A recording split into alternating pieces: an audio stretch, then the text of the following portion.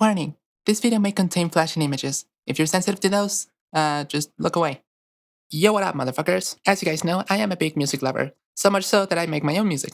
Links in the description for that. And one of my favorite things in music is albums. A whole compilation of songs tied together by a theme or a story. And since 2021, I've been doing this thing where I write down all the albums I listen to throughout the year and give my opinions on them. I usually post them on Twitter, but this time I figured since I'm starting a YouTube channel, I might as well make a YouTube video talking about them. And as an added bonus, I wanted to rank all these albums from the ones I like the least to my absolute favorite ones. So I hope you enjoy me yapping about music. Let's just jump right into it because I have 28 albums to review. Okay. And the album I like the least this year... a tie. So both of these albums are tied for last place because they're both very similar to each other. They both were sort of teased more than a year before they were released, they both went for a more EDM kind of sound, while both their previous albums were a bit more pop focused. The previous albums from Jay Wolf and Louis the Child are still some of my favorite albums of all time, and they both released a lot of singles. Like, most of the songs in both albums were released as singles. And that's the first big problem I have with these two albums. To me, part of what hypes up an album release is the amount of new songs we get from an artist. That hype really dies when you realize that there's only like 3 new songs and the rest of them is just stuff you've heard before. Okay, so we didn't get a lot of new stuff, but are the songs good at least? Well, for the most part, I'd say no. They're not bad, just to be clear. If I was at a party and these songs were playing, I would at the very least tolerate them, which is pretty good in the grand scheme of things. They're pretty average songs overall, with only a couple of exceptions that I really liked. Hell, in the case of The Sun Comes Up, some of the songs in there sound straight up unfinished. Like, what? And that's my biggest issue with these.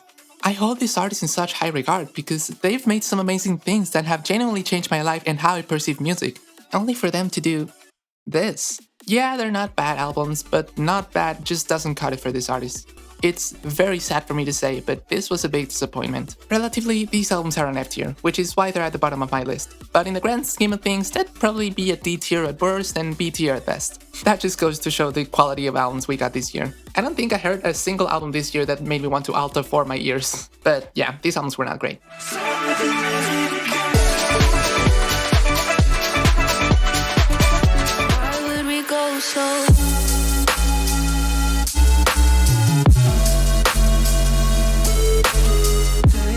Takes you to Paris.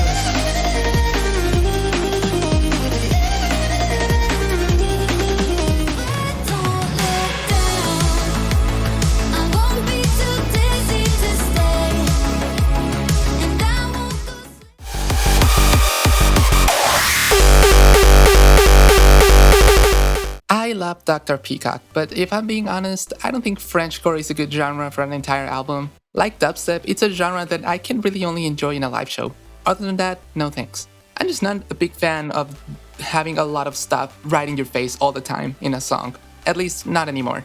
But even then, this album just feels really meh. It's not anything we haven't heard from Dr. Peacock or even from any Frenchcore artists. There's nothing new, interesting, or exciting about this album, and there isn't even a coherent story. It feels more like a compilation than an album. The songs themselves aren't bad, just your typical Frenchcore stuff, but putting them all together in an album like this just doesn't really work. At least not for me. The reason this isn't below Jay Wolf's or Louis the Child's albums is because I pretty much got what I expected. I've listened to a couple of Frenchcore albums and some hardcore albums as well, mainly from Dr. Peacock, Sepha, and Angerfist, and it's always the same kinda hard-hitting, heavily distorted beats, which I can appreciate, just not in an album format where all the songs are like that. Go!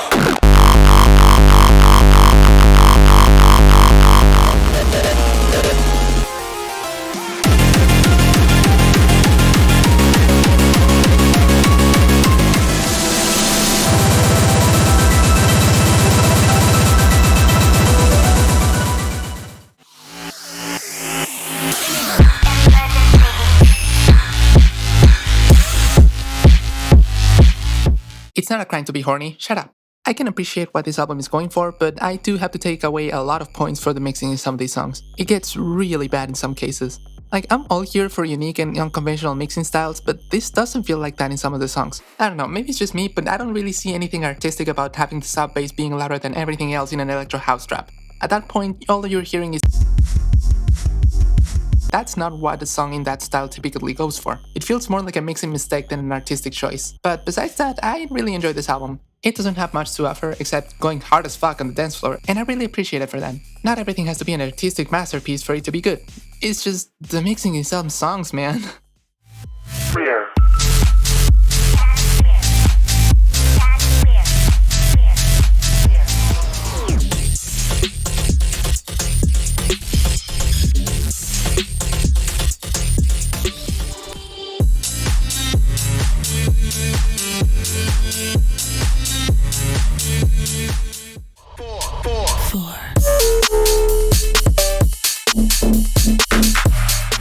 This is one of those things that I can only enjoy in a live show or at a music festival. It's really good for that, but I kind of really hate listening to it casually. That's pretty much the case for 99% of dubstep and trap nowadays for me, except this album doesn't really have your typical rhythm or trap song that does the same shit over and over again. It's actually really varied and really goes to show the versatility these two artists have and how well they pair up together. This just isn't very much for me, and it's actually a thing that brings some of the albums in this list down for me. A lot of the time, I'm just not in the mood for a crazy, loud, hard-hitting drop with a lot of stuff going on in your face.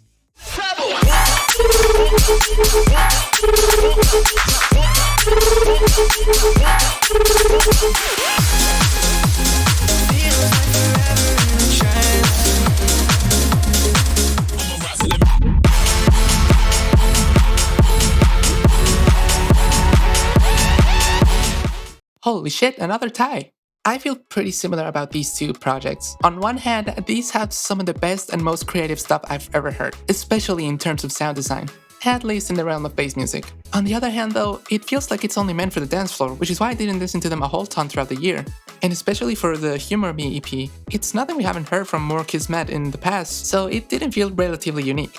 Emphasis on relatively because, More Kismet stuff is really out there in the grand scheme of things. Maybe if there were less amazing albums this year, I would have appreciated these projects a lot more, but there was just too many awesome stuff, so they got a little bit eclipsed. Or maybe I'm just getting old, I don't know. It's unfortunate, but at the same time, I'm not entirely sure if I would remember them for long. Not because they aren't good, but I just can't enjoy music like this as I used to in the past. At least not casually. I would 100% play these songs at DJ sets though.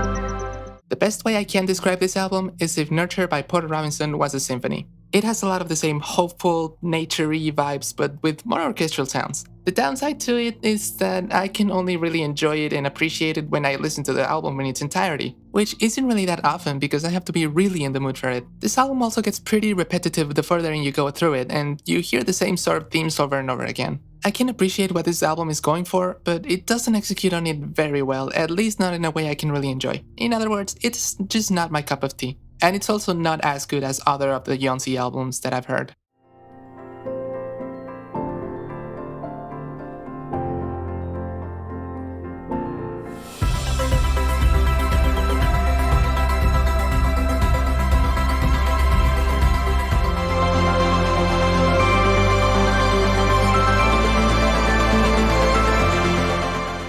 Welcome back.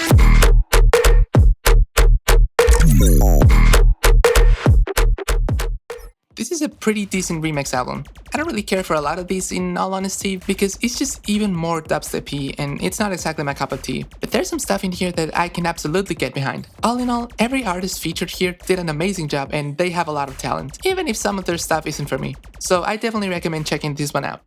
I'm gonna save you.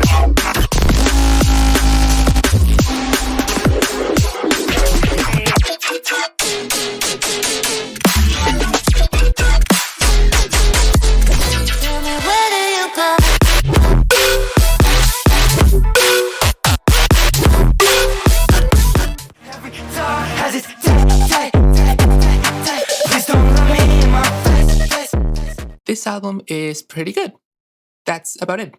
I don't really got a lot to say about this album. If you like hyperpop and emo rap, you're really gonna enjoy this album. It places here because it doesn't really branch out too much from those styles, and it's nothing we haven't heard from Glaive before. It's kinda just a better version of his previous album. Cause girl, I know that I've made a couple songs, they played a couple songs. I'm 48, never heard of muzzle break. Honestly, won't shoot nobody, we just like the colorway. But only when you say it, and I don't wanna hurt no one. I'll keep it right this.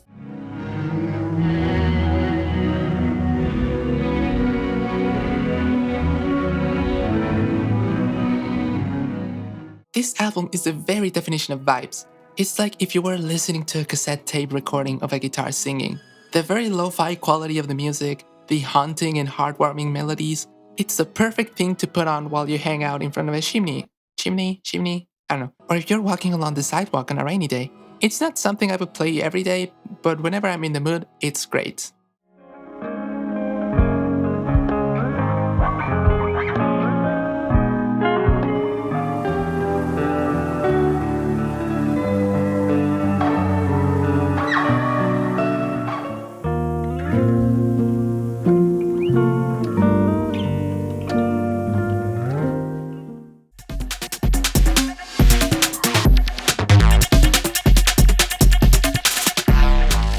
If you're into weird, glitchy IDM-esque synths, this is the album for you. Using the sounds of the Moog Labyrinth as the main inspiration, that's where the album gets its title actually, this album gets you through an entire journey through sound where you'll find everything from glitchy and dark noises to more ethereal sounds that will elevate your soul. I guess to put it simply, this album is an acid trip and you will enjoy every damn second of it.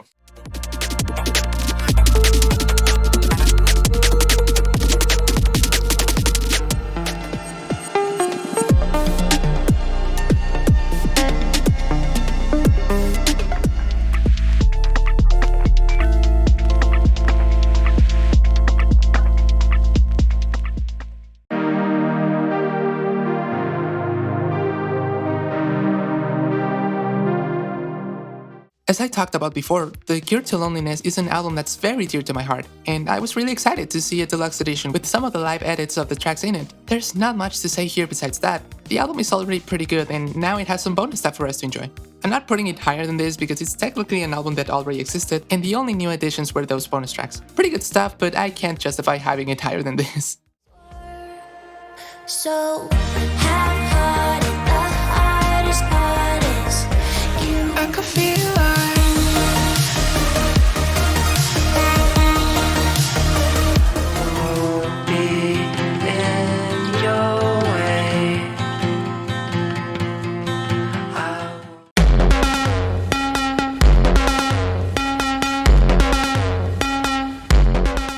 I'ma be honest, when I first heard this album, I really did not like it.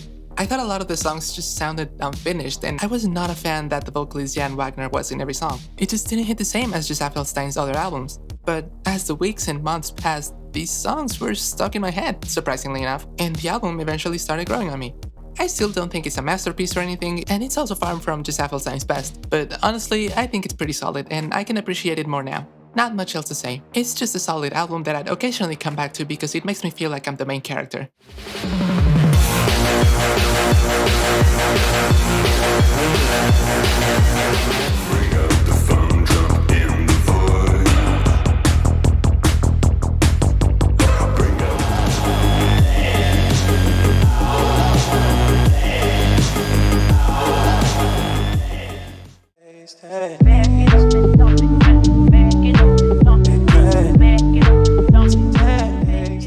Oh man, this is definitely my favorite Fred Again album so far. Everything we've heard in his previous albums is bumped up to 11. You can just tell how much fun and passion and emotion he adds into the songs. And I think that's why he has resonated with people so much. Unfortunately, there were too many amazing albums this year, so this one's gonna have to play slower than I'd like.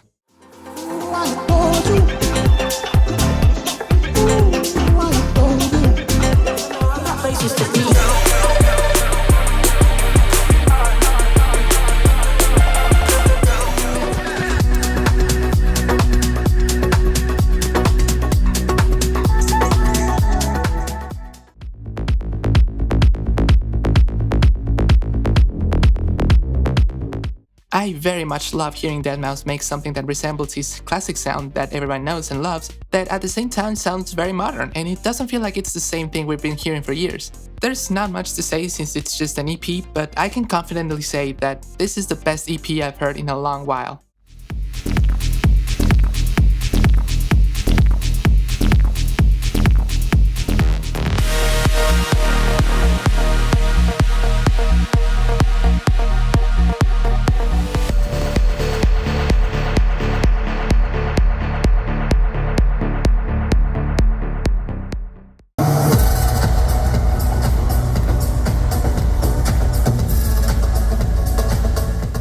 Watching people's recordings of this show on YouTube was a magical experience. I really wish I had the chance to see this show live myself, but at the very least we have the live album on streaming platforms. Yeah, it's not the same without the visuals and the light show and whatnot, but I'm still really glad I can enjoy this masterpiece of a show wherever I go. The only thing I have to complain about is that I really wish we had studio quality for these songs as opposed to a recording from a concert, but it's honestly not that big of a deal, and it adds its own charm to it.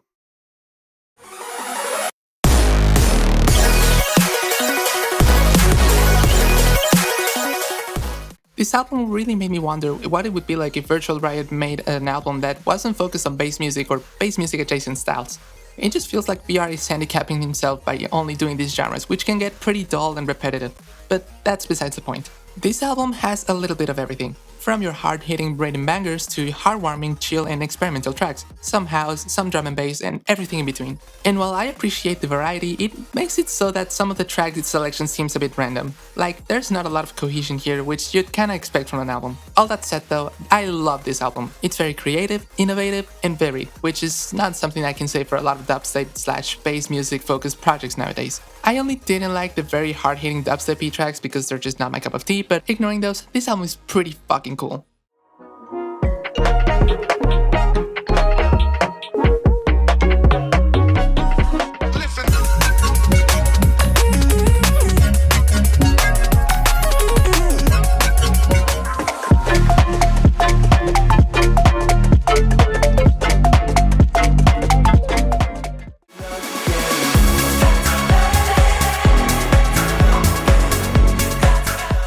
The last couple of Rufus Du Sol albums feel like if you had built a really good computer and just kept on adding better and better elements. Their style hasn't exactly changed much in the grand scheme of things, but it just keeps getting better. I don't know how, but it does. This album in particular has a lot of summertime vibes.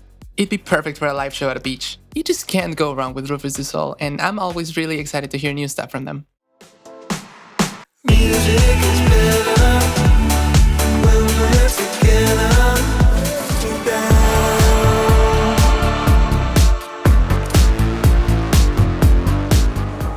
So take me back. Cut it out, cut me out.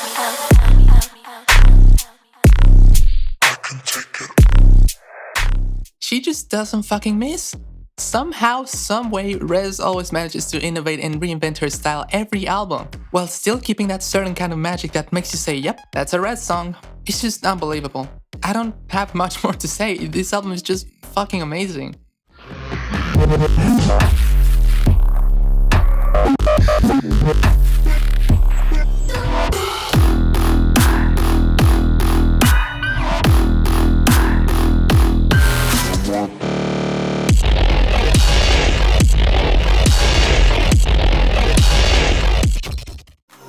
I wish you talk, wish you talk, wish you talk, wish you just talk to me.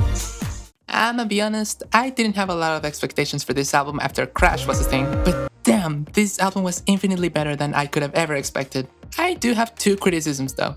The first one is that some of the lyrics feel a bit lazy and too literal. Let me explain. I am a big fan of show, don't tell. It's like my big motto for everything art related that I do. But a lot of the lyrics don't follow that, and I just personally don't like that. I don't know, I just like when lyrics get more poetic and more abstract, so to speak. But some of the lyrics in this album are just telling you the things straight up, and I don't know, I'm not a big fan of that. And my second criticism is that I've been listening to hyperpop for a couple of years now, and this doesn't really diverge a lot from what we all know as hyperpop. That is to say, I wasn't too surprised with this album because we've heard these sort of sounds before. That said though, Even with all my criticisms, I really enjoyed this album. Sure, we might have heard stuff like this before, but the thing is, I love stuff like this. It might be average for the hyperpop world, but the hyperpop world is just really out there for me. And as an added bonus, there's a pretty good blend of that hyperpop sound and good old EDM. There's some elements of electro house, complextro, even French house and mid-tempo, all combined with the weird noises from hyperpop brought by A.G. Cook and Charlie, and it's just magical. This definitely deserves to go down as one of the most iconic pop albums in history.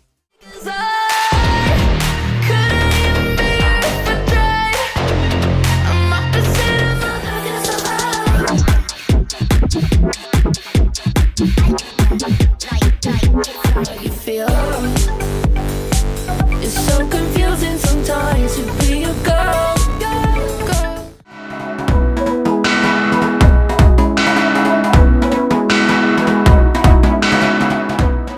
This album feels like a diet version of 7G, but in a good way because holy shit, 7G is way too long. The only sort of negative thing I can say about this album is that it's not anything we haven't heard from A.G. Cook before. Almost every song in here I was like, oh, this sounds like...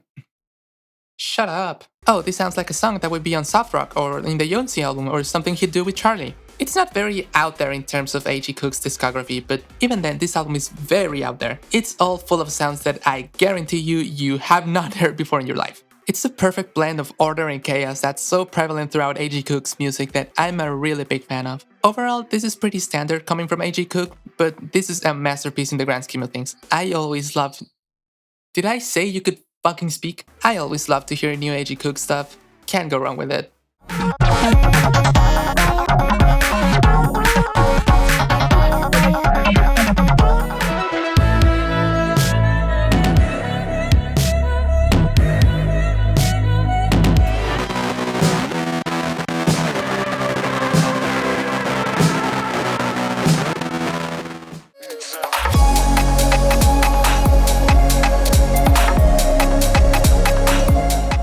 This is an album that perfectly met my expectations.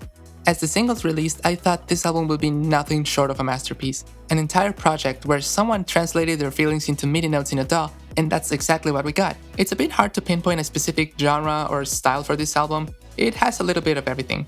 A little bit of trap, bit of house, bit of drum and bass, bit of pop, and a lot of good vibes. Definitely one of the most magical and one of my favorite albums of the whole year.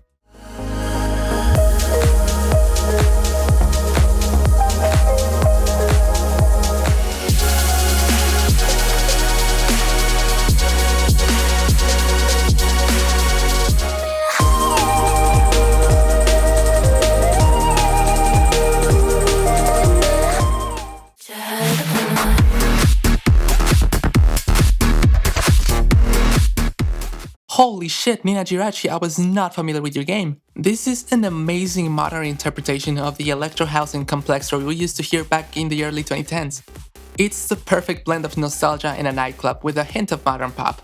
I just can't get over how good this is. Like, you don't understand. Music like this was a very big influence on me when I was a teenager and was first starting to dip my toes into the EDM world. And hearing it modernized in this way just releases all the happy chemicals in my brain. This is the hard-hitting, dance floor-centered music I can both enjoy casually and at a rave. And I'll be definitely playing the shit out of these songs whenever I do DJ sets. AJ Music.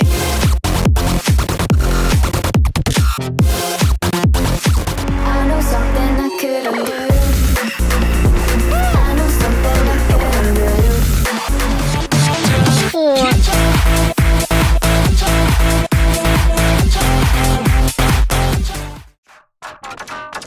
Yo, I ain't your average Babbitt, more like a maverick. A far side from amateur, stamina leave you staggering. And I've been lab cabins. This. Oh boy. This is what dubstep should always be. Fun, creative, groundbreaking, and to go hard as fuck. This album accomplishes all of that and then some. It takes a good look at dubstep from a purely artistic standpoint, while also making you want to jump into a mosh pit and at the same time making you ask yourself, what the hell am I listening to? But in a good way. I don't know, I just really love this album. More dubstep albums like this, please!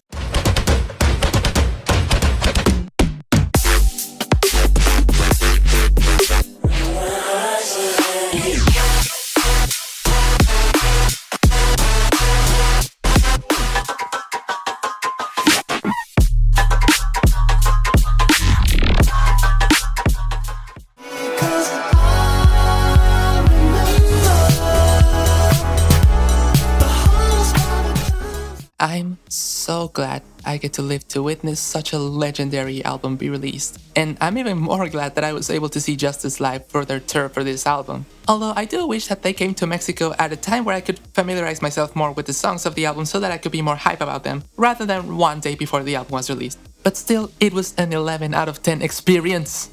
As for the album itself, wow, it's something everybody needs to listen to at least once in their lives. It's a masterclass in sampling, songwriting, and mixing. Yes, mixing. It sounds so fucking clean. It's as if all their sounds were minerals dug straight out of the ground, and they polished them up until they look like the finest jewelry you could ever think of. The only negative-ish thing I can say about this album is that it lacks a batshit insane song, kinda like Waters of Nazareth in Cross. Generator kinda gets there, but not as much as I'd like. But this is a minor complaint. This album is pretty much otherwise perfect.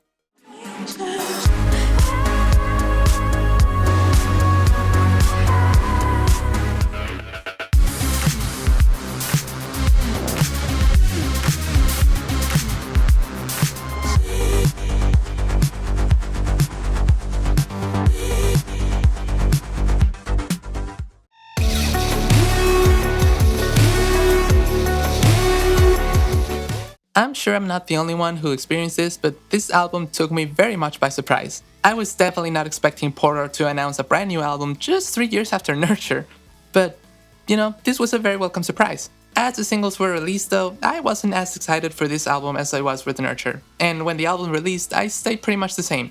The bar was just way too high, and this is definitely the least good of Porter's albums. But you know, that just goes to show how amazing of an artist Porter is. His weakest album to date is still one of the best albums I've ever heard. How fucking insane is that? I just really love the laid back and fun energy that this album carries, as well as the heavy emotional moments hidden behind the fun, catchy beats. It's both balls to the walls, batshit insane, and very emotionally touching and heartbreaking. I'ma throw some shade here. This is what Sound Hollow's existential dance music wanted to be.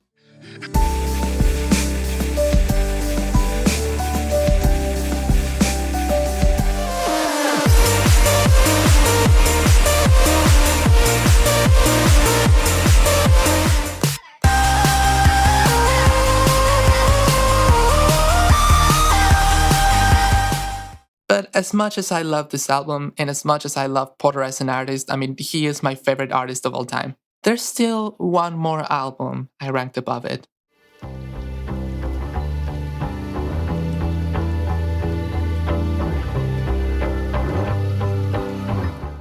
I struggle to put into words how beautiful, special, and magical this album is. I only started listening to A Cloudy Sky back in 2022 with the release of What Do You Want, which I thought was pretty damn good, but nothing could prepare me for what would come next. I went into this album with the expectation that it would be pretty good, just like the last one. But alas, my expectations were completely shattered. It was as mind-blowing of an experience as the time when I first listened to Worlds by Porter Robinson. It's that fucking good.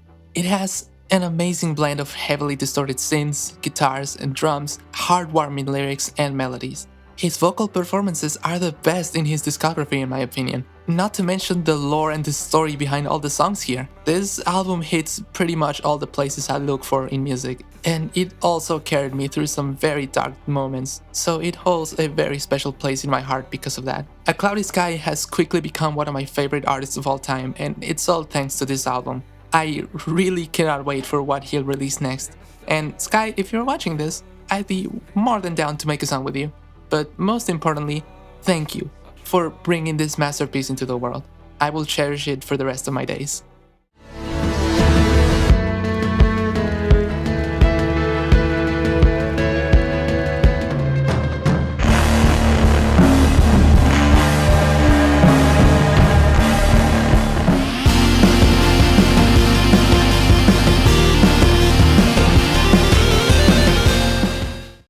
So that's the ranking.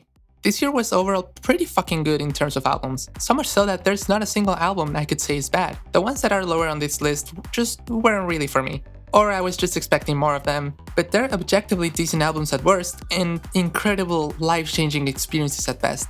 and it makes me really excited for whatever comes in 2025. Thank you so much for watching. Make sure to subscribe to my channel so you don't miss any of my upcoming videos. I talk about a lot of topics, so there's a chance you might like some of my future stuff. And make sure to leave a comment and hit the like button for the algorithm gods. Bye!